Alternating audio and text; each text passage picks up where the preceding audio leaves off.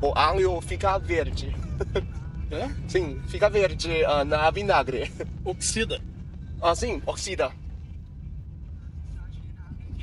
Pingar limão.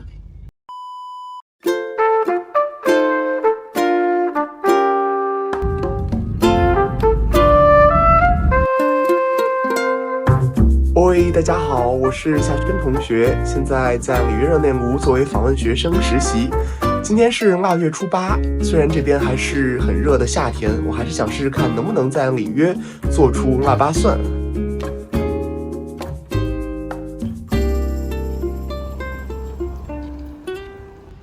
今天天气还挺好的，前两天一直在下雨，所以地面还是湿的。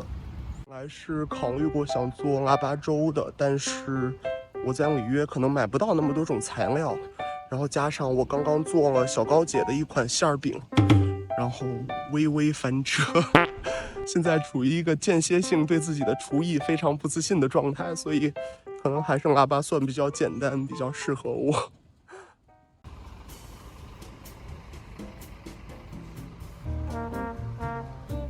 这是我在里约最喜欢的一棵会开花的树，是凤凰花，对，就是凤凰花开的路口的那个凤凰花。刚刚我还在说天气好，结果现在就下雨了。在这个季节的里约，经常能看到天上的鸟排成人字形这样飞来飞去。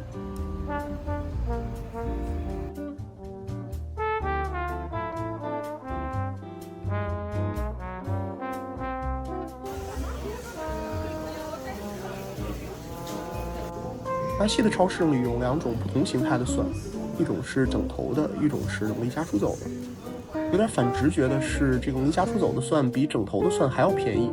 我怀疑它可能是用品相不太好的蒜剥开的。这种整头的能放更久，但是一半一半的就只适合马上用。我两种都买了一点。还有一种是彻底剥好放在冰箱里卖的这种包装贵族蒜，价格是普通蒜的将近2倍。哎，算了。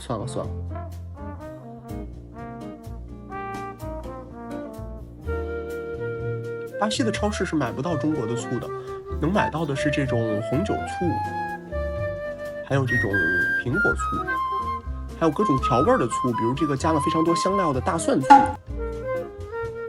还有这种酒精醋，比较像我们的白醋，它完全是兑出来的，所以感觉不是很健康，也不太适合泡腊八醋。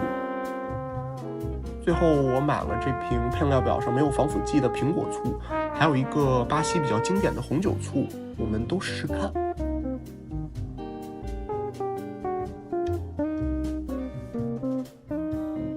好耶，今天超市有姜，这边不是每天都有的。还有辣椒，巴西人是不怎么吃辣的。我一直在这边寻找辛辣食物，但是比较困难，很多时候还是要靠中超里的老干妈。好可惜买不到中国的醋，我离中超又特别远。可是为了腊八的仪式感，我又很想去一趟，于是我就决定直接打车专程去了一趟中超。这期视频也是预算拉满了，给个3连不过分吧。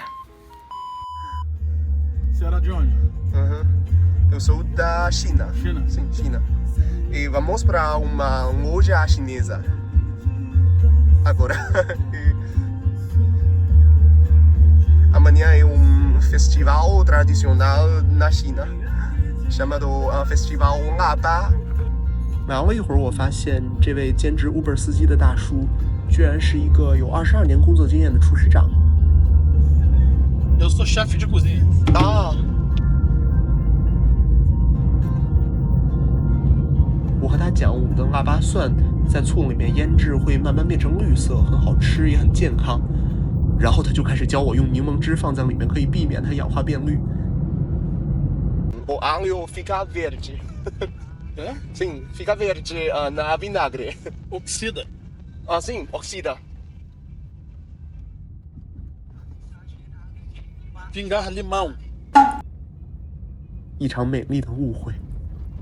Porque o limão não deixa oxidar. Ah, sim. Entendeu? Limão, sim. Bom. Pouca-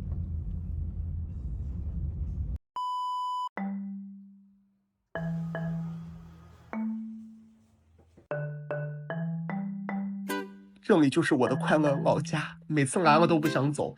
我买到了醋，还有一直想吃的长豆角，还有火锅底料、老干妈。巴西人真的不怎么吃辣，还有好多东西。买到祖国的东西真的很开心，最后的价格当然也相当美丽。外面的天还是阴阴的，然后 Uber 的位置还打错了，我就在小雨里面跑了一段路。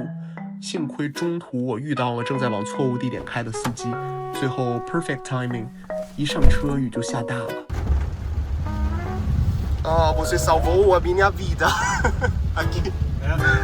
Você salvou a minha vida. Mas por quê? Que sorte a minha foi só eu entrar no carro e a chuva apertou.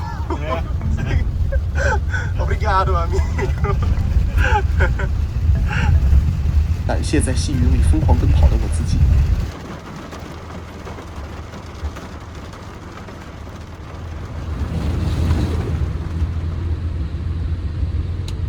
É um barco.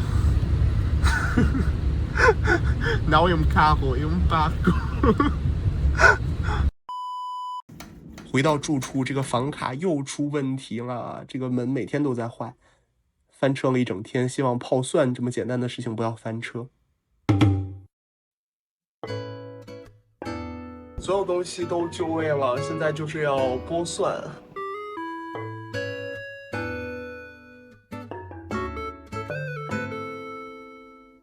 我现在有点明白为什么这个整头的蒜比包装的蒜要贵了，因为这个从整头蒜里剥出来的好像确实比这种离家出走的蒜要新鲜很多，这个紫色的。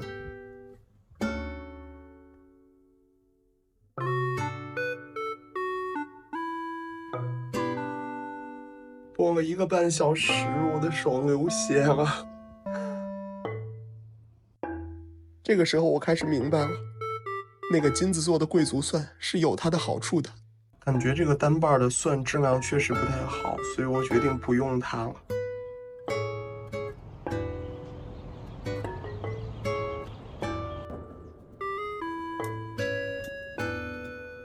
这支 vlog 还有一个葡语版是我拍给巴西朋友们看的，也会在海外平台上发布，并且转给我的巴西朋友们。那个视频更多的专注于科普中国文化，包括农历、南北差异、中国的醋是怎么酿的等等等等。感兴趣的朋友也可以去看一看。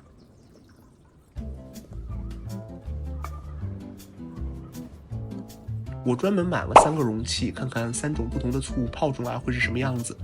巴西的红酒醋和欧洲的红酒醋还是不太一样，感觉有一点葡萄的香味，比较清爽，没有欧洲的红酒醋那么浓烈。它的品牌 Castello 是巴西很传统的一个牌子，据说是1905年成立的，已经100多年了。这个苹果醋我还特意倒出来尝了一下，相当酸，就是醋味儿，和咱们超市里卖的那种绿色易拉罐饮料的苹果醋还是很不一样的。我觉得这2种醋从科学上而言，就酸度来讲，腌腊八醋应该都是不错的。我准备到时候我再发一个视频，和巴西朋友们一起测评一下。现在就是要慢慢等这个醋泡入味儿了。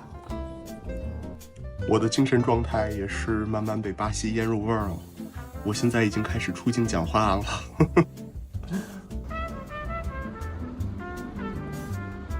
腌腊八蒜需要温差，所以我决定让它和我一起上班下班上班下班。晚上我把它放在冰箱里，早上我就把它拿出来。我很期待它腌入味之后和巴西朋友们去分享一下。另外我也很期待巴西风味的腊八蒜会是什么味道。